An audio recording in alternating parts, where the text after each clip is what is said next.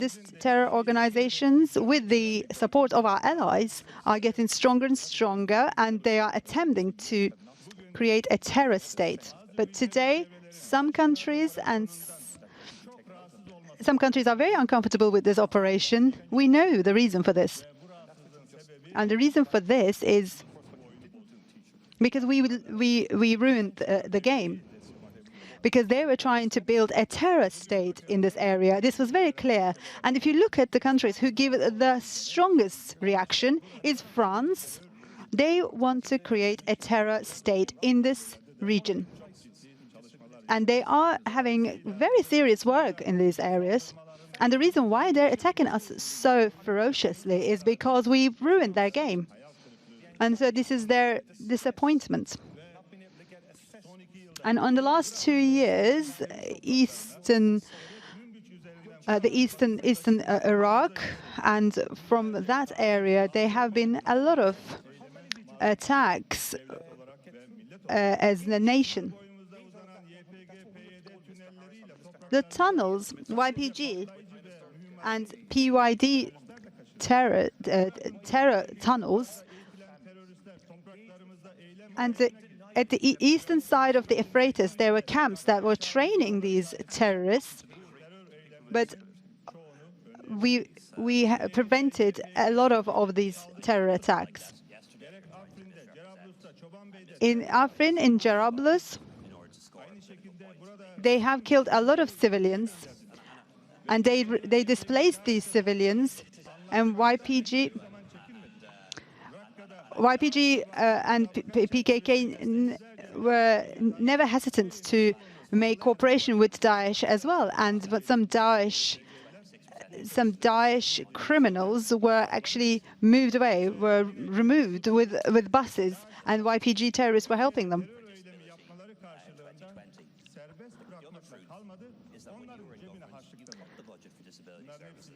This is within our information that YPG and PKK gave Daesh members to make operations, to make terror attacks in our country.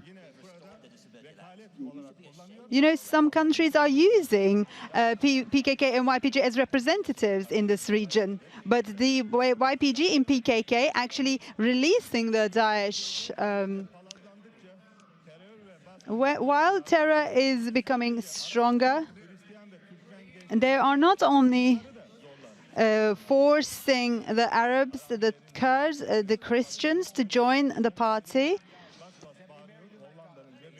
Even from other countries, there are some church representatives in Holland. They're complaining that some of their people from their congregation were actually forced to join into these.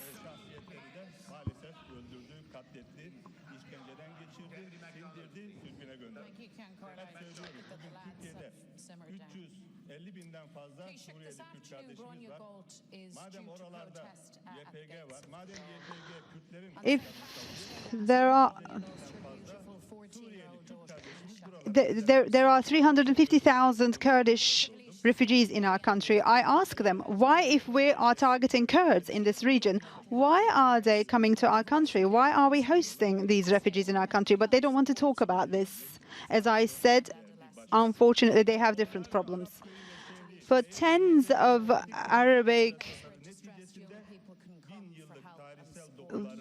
they have ruined their demographics that lasted for 1,000 years.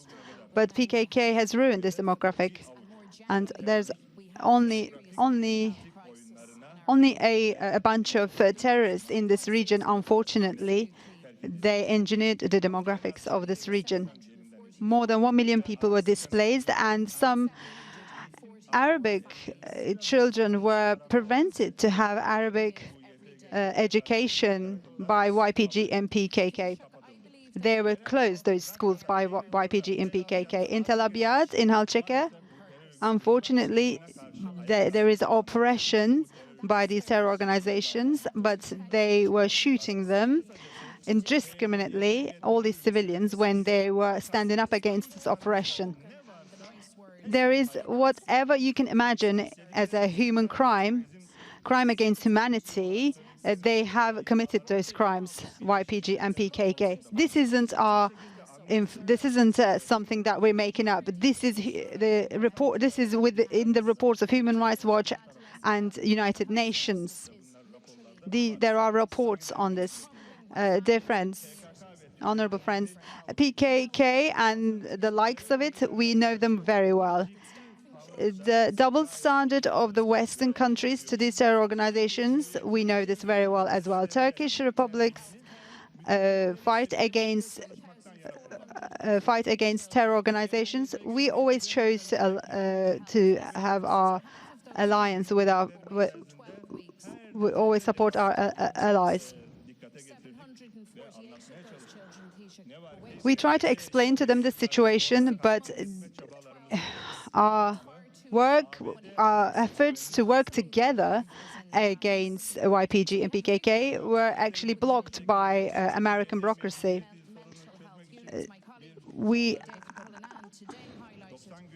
In 90 days, they were going to be removed from Manbij. It's been 16 months, but YPG is still in Manbij. In 2018, December, our Prime Minister spoke to Mr. Trump, and there were promises given in that phone conversation. However, these were not delivered. The PKK, YPG, so American soldiers have not been withdrawn. In 14th of December 2019, Trump were giving promises. They were giving positive answers for the request of our Prime Minister creating a safe zone around this area that has 32-kilometer depth from Manbij to northern Iraq. However, the American army hasn't been listening to their own president. But the withdrawal decision, following the withdrawal decision, we were trying to create a safe zone, and we had 3 different meetings. We have expressed our expectations to United States, and lately our Defense Department and American Defense Departments had an agreement. I would like to explain this agreement as well. One, the Americans promised us that PKK, YPG are going to be taken, the heavy arms are going to be taken away from PKK, YPG. So we always say all the arms that have been given to them were going to be taken away, but this agreement wasn't delivered. None of these promises were delivered, unfortunately. So a safe zone, our efforts and our deliberations with United States regarding a safe zone were not successful. So at the end, we are using the right of self-defense. We have expressed many times that we are going to use our right to self-defense, and we always said that we are not going to tolerate a terror zone over our border. We always gave the messages that these terror organizations are actually threatening the territorial integrity of Syria, but they did not care. As a result, to protect the security of our nation and our country, and to establish safe security and peace in our region, we had to start the operation. Within that scope, our president, at 9th of October, Turkish security forces started the Peace Spring operation. Has our president given the order? Before giving the order, our president, as I said earlier, all these efforts that I have mentioned earlier were not met with results. So we have warned many times, and we have our president also informed Mr. Trump before the operation. After the operation and before the operation, We have prepared ourselves. We have informed Astana guarantees. We have informed Secretary of United Nations. We have wrote a letter to the head of United Nations Security Council. Also, the permanent members we have informed as well, and NATO General Secretary and NATO Council we have informed. You know that he just visited our country recently, and even before that, we have given him a briefing. During the Olive Branch operation, again, even Syrian regime, we gave them a notification as well. And in that notification and in the other letters, we have explained how did we come to this point. As I just mentioned to you earlier, all these steps that we have taken previously, and we have listed all our rights within the international international legal rights. And we always expressed and emphasized that we are respectful to Syria's territorial integrity. With our diplomats outside our country and in Ankara, we always tried to explain the targets, our aim for our operation, and we have also responding to the black propaganda that has been carried out against Turkish efforts. Also, the foreign minister of Iran and foreign minister of Russia and all the other countries, we have met them and we have given them information. And we are continuing our work as the foreign ministry in order to express the aim of the operation. So we are continuing our work with the support of our country and our nation. And I would like to thank all my friends for their work and for their efforts.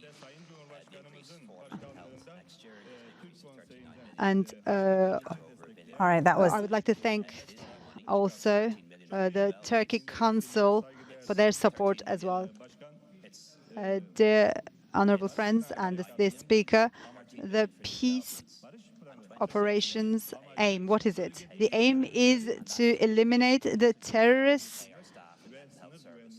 around the region and to maintain the security of our borders, also to save the people who live in the region from the oppression of terror organizations, also to secure the territorial integrity of Syria.